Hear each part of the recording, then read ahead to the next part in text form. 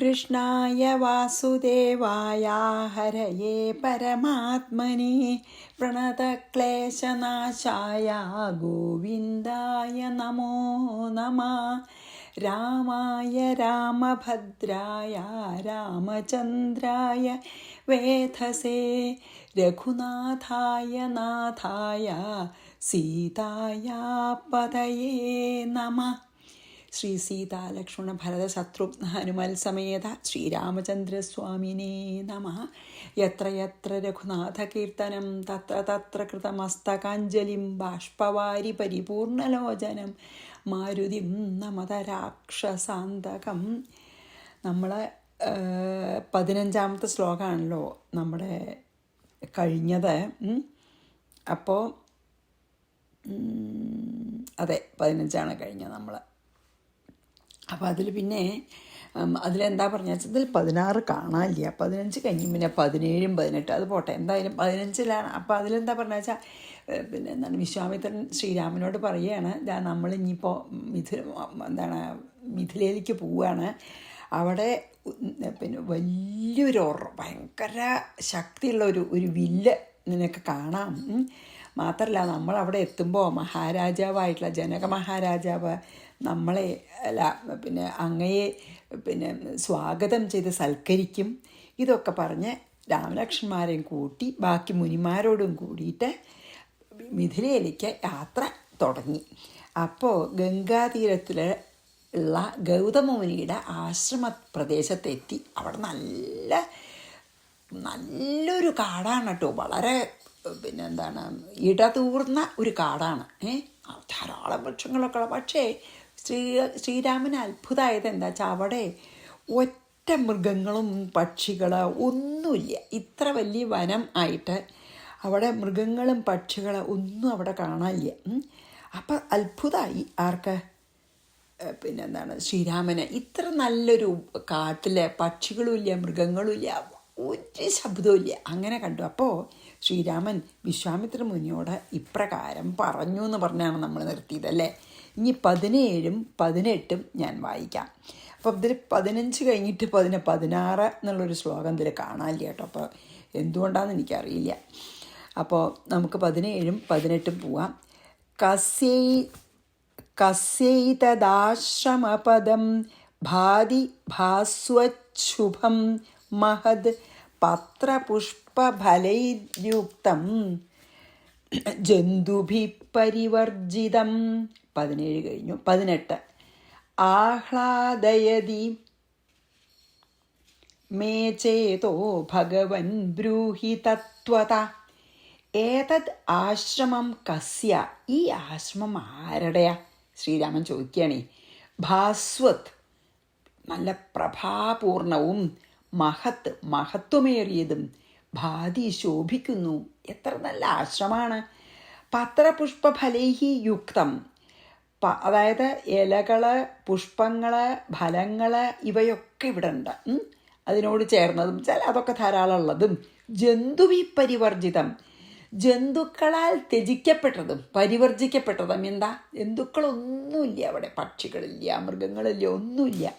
May ചേത ആഹ്ലായതി, ഇങ്ങനെ ഒരു ശാന്തമായിട്ടൊരു ശബ്ദമില്ലാണ്ടൊരു വനം കണ്ടിട്ട് എൻ്റെ മനസ്സിന് ആഹ്ലാദം തോന്നുന്നു, മനസ്സിൽ ആഹ്ലാദം തോന്നുന്നു. ശ്രീരാമൻ പറയുക, എനിക്ക് വല്ലാത്ത ഒരു സന്തോഷം തോന്നുന്നു, അത്ര ശാന്തി അവിടെ. ഭഗവൻ അല്ലയോ ഭഗവാനെ, അതായത് പിന്നെ എന്താണ് വിശ്വാമിത്രനോട് പറയണം.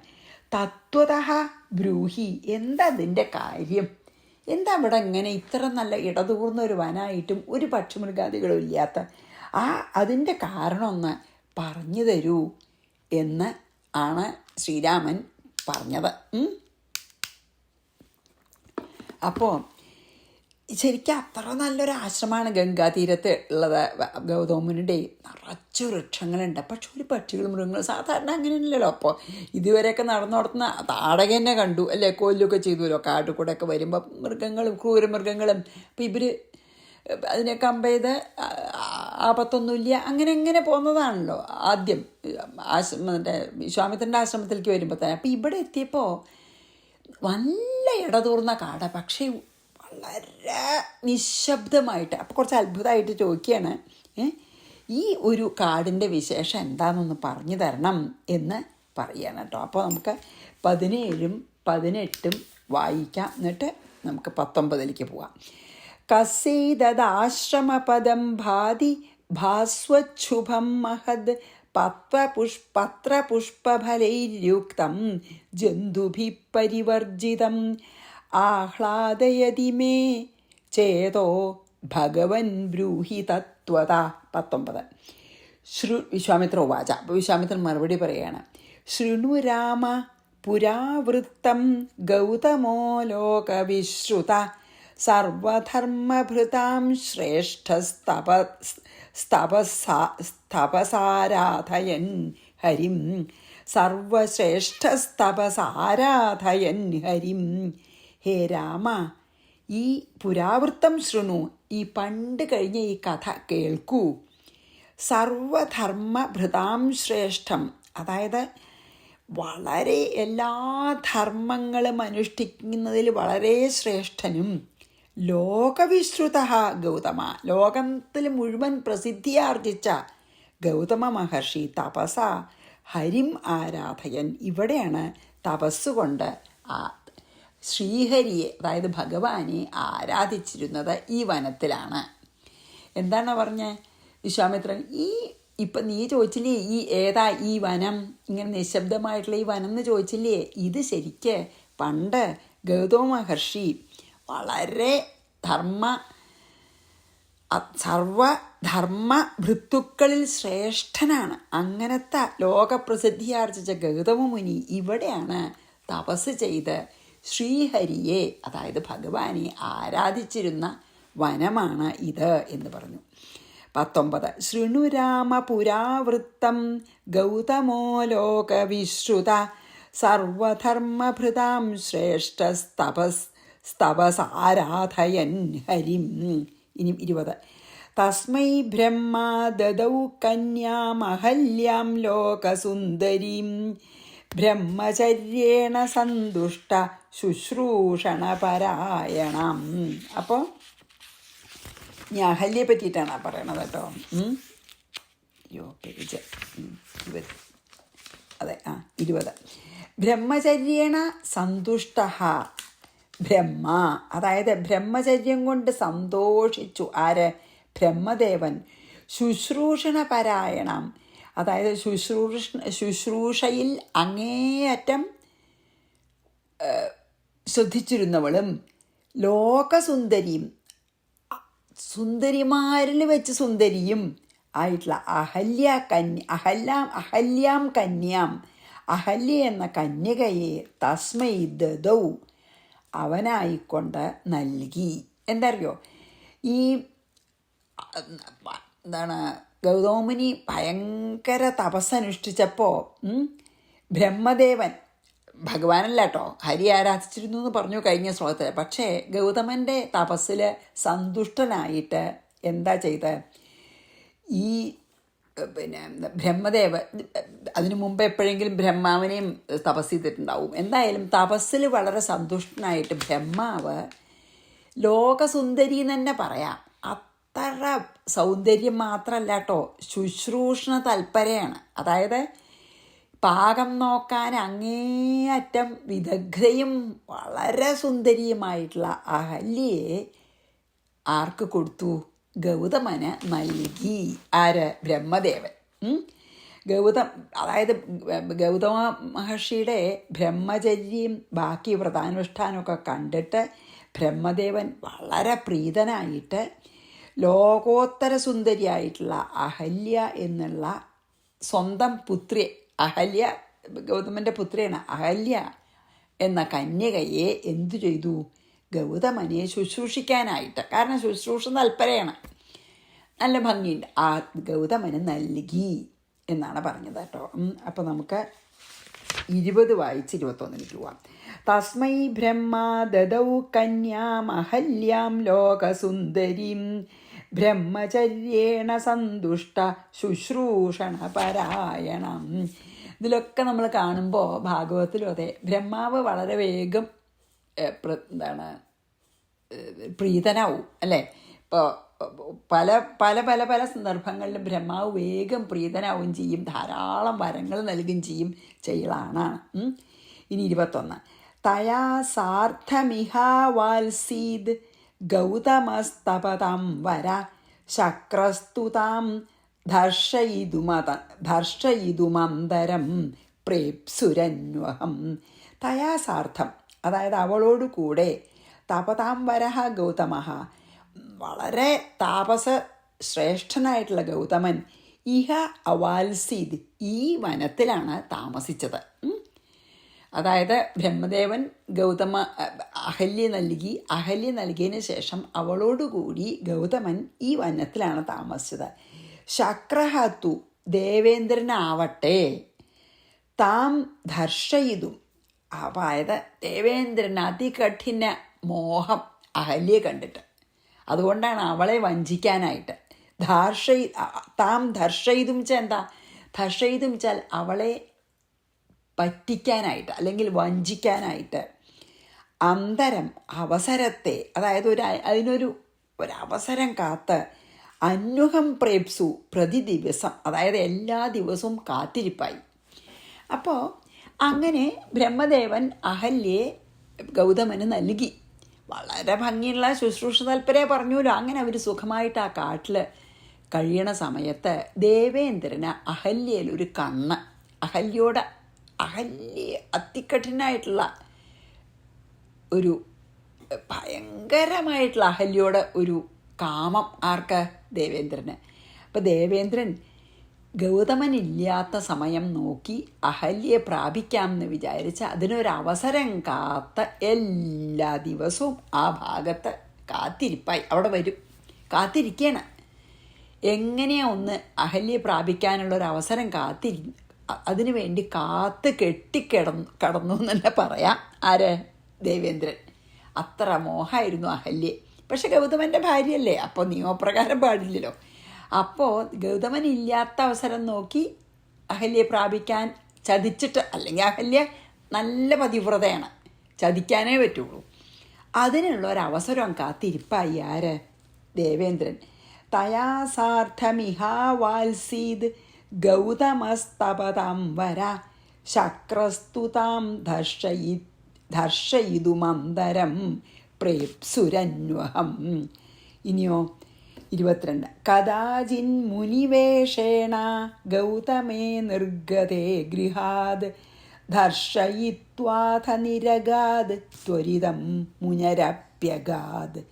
കദാചിൽ, അതായത് ഒരിക്കൽ, ഒരു ദിവസം, ഗൗതമേ ഗൃഹാത് നിർഗതേ, ഗൗതമൻ എന്തോ ആവശ്യത്തിന് ഈ ആശ്രമത്തിൽ നിന്ന് പുറത്തു പോയ സമയത്ത്, മുനിവേഷേണ, ഗൗതമൻ്റെ വേഷം കെട്ടിയിട്ട് മുനിവേഷത്തിൽ, ധർഷയിത്വ, അവിടെ ചെന്ന് ചതിച്ച് എന്നിട്ട് എന്ത് ചെയ്തു?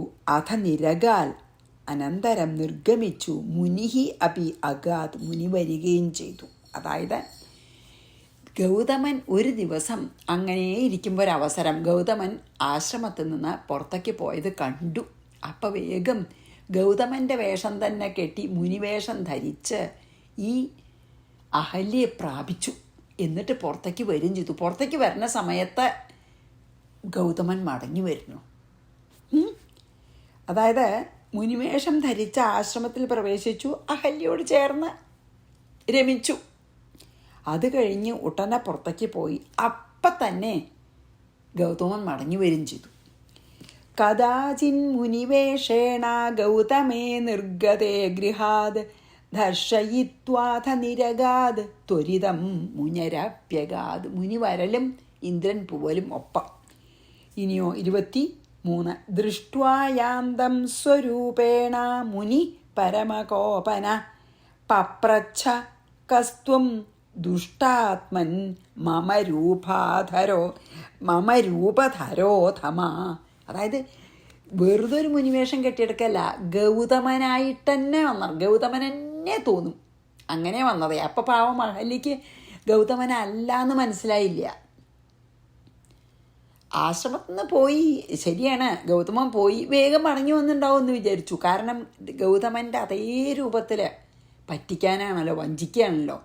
ഗൗതമൻ്റെ അതേ രൂപത്തിലാണ് വന്നത്. അപ്പോൾ അഹല്യയ്ക്ക് മനസ്സിലായില്ല. അതുകൊണ്ടാണ് സ്വരൂപേണ യാന്തം ദൃഷ്ട, തൻ്റെ രൂപത്തോടു കൂടി ഈ വീട്ടിൽ നിന്ന് ഇറങ്ങിപ്പോണ ഇന്ദ്രനെ കണ്ട പരമകോപനഹ മുനി, ഏറ്റവും കോപിച്ച മുനി, ദുഷ്ടാത്മൻ, ഹേ ദുഷ്ടബുദ്ധേ, മമ രൂപധര അഥമ ത്വം കഹ പപ്രച്ഛ, എൻ്റെ രൂപം ധരിച്ച ദുഷ്ടനായിട്ടുള്ള നീ ആരാണ് ചോദിച്ചു. ത്വം കഹ, അങ്ങ് ആരാണ്, പപ്രച്ഛാലോ ചോദിച്ചു. അപ്പോൾ പിന്നെ സ്വന്തം രൂപം ധരിച്ചിട്ട് ഒരാള് താനില്ലാത്ത സമയത്ത് തൻ്റെ രൂപം ധരിച്ച് തൻ്റെ ആശ്രമത്തിൽ നിന്ന് പുറത്തേക്ക് പോണ് കണ്ടപ്പോൾ ആർക്കായാലും ദേഷ്യം വരുമല്ലോ. ഗൗതമനിക്ക് വല്ലാത്ത കോപം വന്നു. ആരാണ് എൻ്റെ രൂപം ധരിച്ച ഈ അധമൻ, നീ ആരാണ്, ത്വം കഹ ചോദിച്ചു. അപ്പോൾ ഞാൻ 23 വായിച്ച് 24 പോവാം. ദൃഷ്ട്വായാന്തം സ്വരൂപേണ മുനി പരമകോപന പപ്രച്ഛകസ്ത്വം ദുഷ്ടാത്മൻ മമ രൂപധരോധമ, എൻ്റെ രൂപം ധരിച്ച അധമാണ്, അധമനായിട്ട് നീ ആരാണ്. ഇനി 24, സത്യം ബ്രൂഹി ന ചേത് ഭസ്മ കരിഷ്യാമി ന സംശയ സോബ്രവീത് ദേവരാജോഹം പാഹിമം കാമകിങ്കരം. എന്താ പറഞ്ഞ, സത്യം ബ്രൂഹി, സത്യം പറഞ്ഞോളൂ, ന ചെയ്ത് ഭസ്മ കരിഷ്യാമി, അല്ലെങ്കിൽ ഞാൻ നിന്നെ ഭസ്മാക്കും. മലയാളം പോലെയല്ലേ. ന സംശയ, സംശയമേ ഇല്ല. അഹം ദേവരാജ. അപ്പം എന്താ പറഞ്ഞ, ഇന്ദ്രൻ പറഞ്ഞു ഞാൻ ദേവേന്ദ്രനാണ്. കാമകിങ്കരം മാം പാഹി, കാമത്തിനടിമപ്പെട്ട എന്നെ രക്ഷിച്ചാലും സഹ അബ്രവീത് എന്നവൻ പറഞ്ഞു.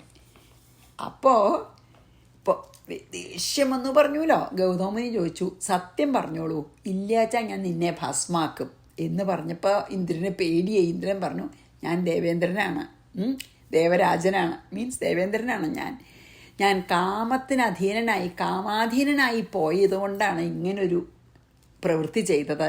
അതുകൊണ്ട് എന്നെ രക്ഷിക്കണേ എന്ന് പറഞ്ഞു. അതായത് പേടിയുണ്ട് ഗൗതമന്, അത്ര തപശക്തി ഉണ്ട്. ഭസ്മാക്കാൻ പറ്റി, ഭസ്മാക്കാനൊക്കെ എന്ത് വേണമെങ്കിൽ ചെയ്യാനുള്ള തപശക്തി ഉണ്ട്. അപ്പം പേടിയായി ഈ ശാപത്തിലേ. അപ്പം വേഗം ഇന്ദ്രൻ പറഞ്ഞു, ഞാൻ കാമാധീനായിട്ട് ചെയ്തൊരു തെറ്റാണ്, എന്നെ രക്ഷിച്ചാലും എന്ന് പറഞ്ഞു. 24, സത്യം ബ്രൂഹി ന ചേത് ഭസ്മ കരിഷ്യാമി ന സംശയ സോബ്രവീത് ദേവരാജോഹം പാഹി മമ്മ കാമകിങ്കരം. 25,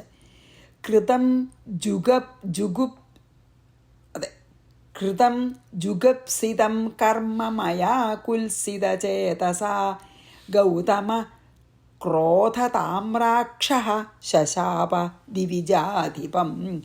കുൽസിതചേതസാ മയ, ദുഷിച്ച മനസ്സോടുകൂടിയ എന്നാൽ ജുഗുപ്സിതം കർമ്മകൃതം, ഈ വളരെ ജുഗുപ്സാവഹമായ ഈ കർമ്മം ചെയ്യപ്പെട്ടു.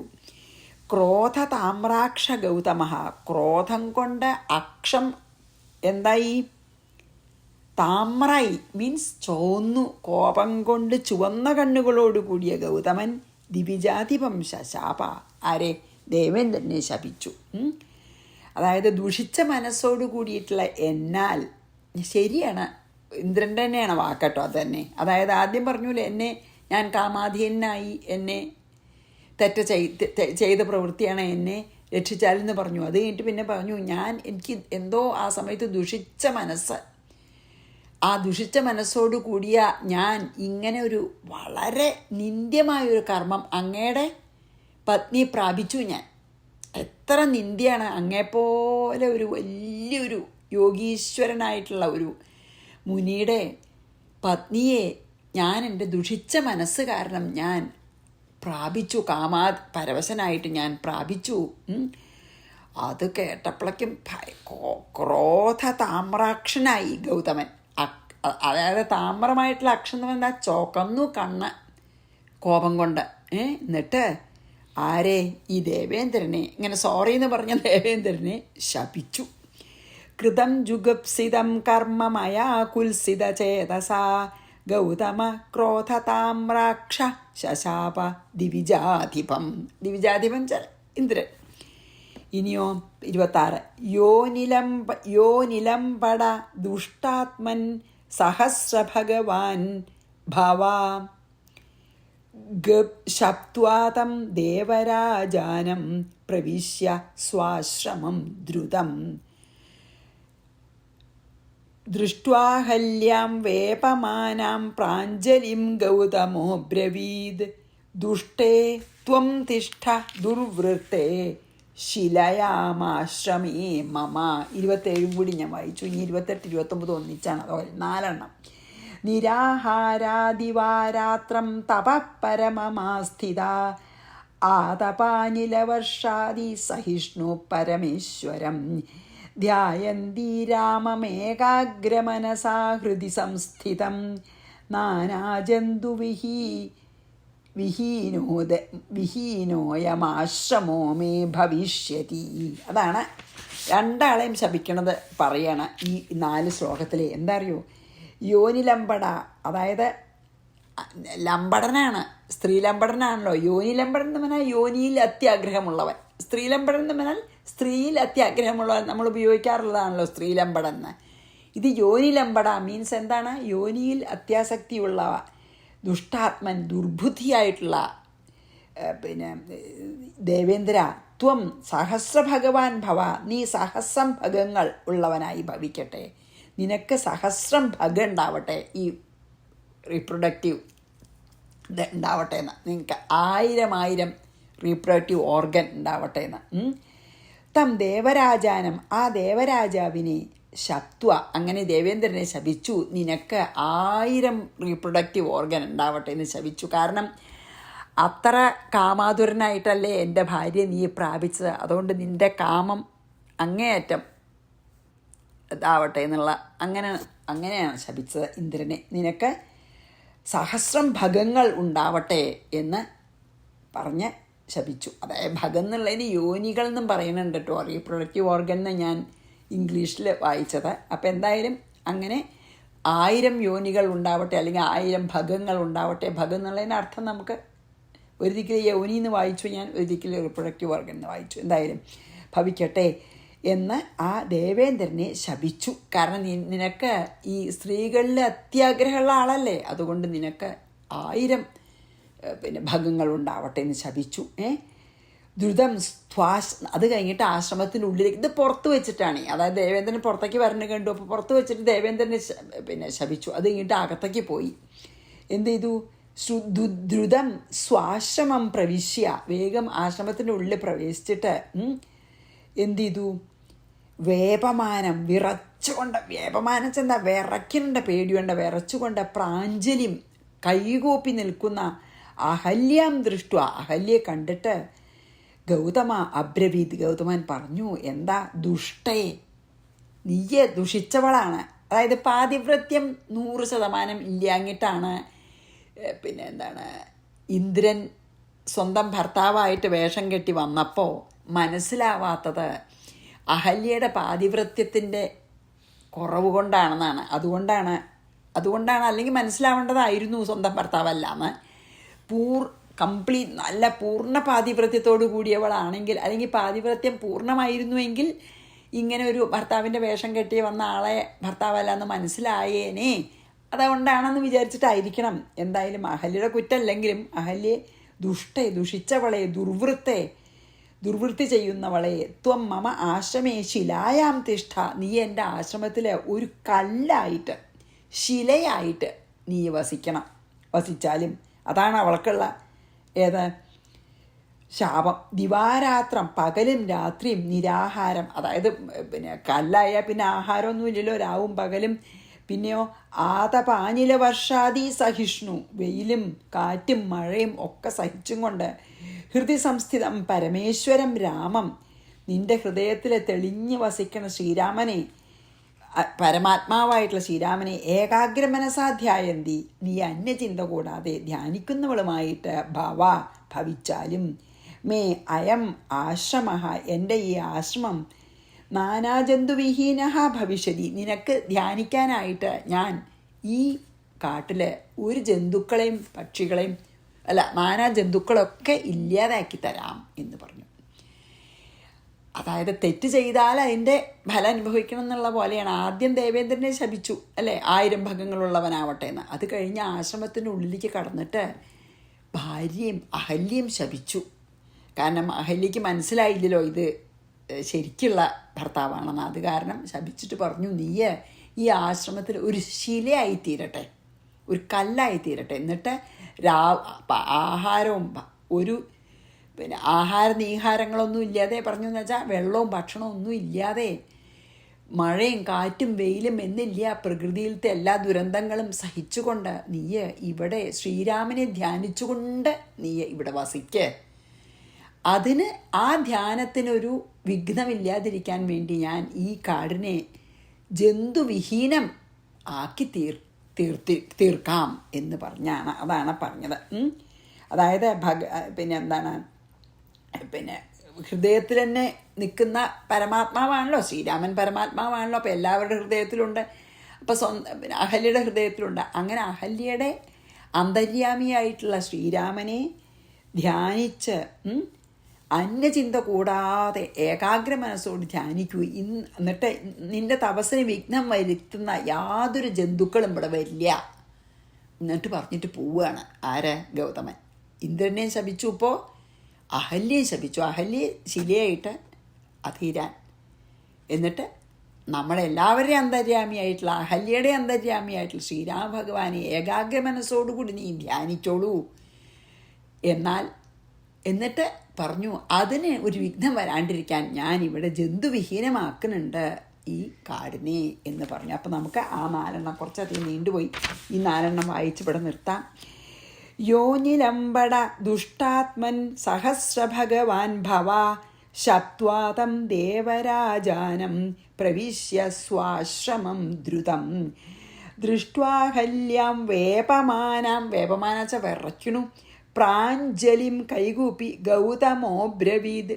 ആരോട്? ഗൗതമൻ പറഞ്ഞു അഹല്യോടെ, പേടിച്ച് പറിച്ച് നിൽക്കണതാ. ദുഷ്ടേ ത്വം തിഷ്ഠ ദുർവൃത്തേ ശിലായാം ആശ്രമേ മമ, ശിലയാവട്ടെ. നിരാഹാരാ ദിവാരാത്രം, രാവും പകലും ഒന്നും കഴിക്കാതെ. തപഃ പരമമാസ്ഥിത, പിന്നെയോ ആതപാനിലവർഷാദി, കാറ്റും മഴയും വെയിലും സഹിഷ്ണു പരമേശ്വരം. എന്നിട്ട് പരമേശ്വരനെ ധ്യാനിക്കൂ. ധ്യായന്തി രാമമേകാഗ്രമനസാഹൃതി സംസ്ഥിതം നാനാജന്തുവിഹീനോയമാശ്രമോ മേ ഭവിഷ്യതി. അങ്ങനെ പറഞ്ഞ് ഗതവാൻ പോവുകയാണ് അവിടുന്ന്. അപ്പം നമുക്ക് ഇന്നത്തെ ഇവിടെ നിർത്താം. ശ്രീകൃഷ്ണാർപ്പണമസ്തു. സർവത്ര ഗോവിന്ദനാമ സങ്കീർത്തനം. ഗോവിന്ദ ഗോവിന്ദ. ശ്രീ സീതാലക്ഷ്മണ ഭരതശത്രുഘ്ന ഹനുമൽ സമേത ശ്രീരാമചന്ദ്രസ്വാമിനേ നമഃ.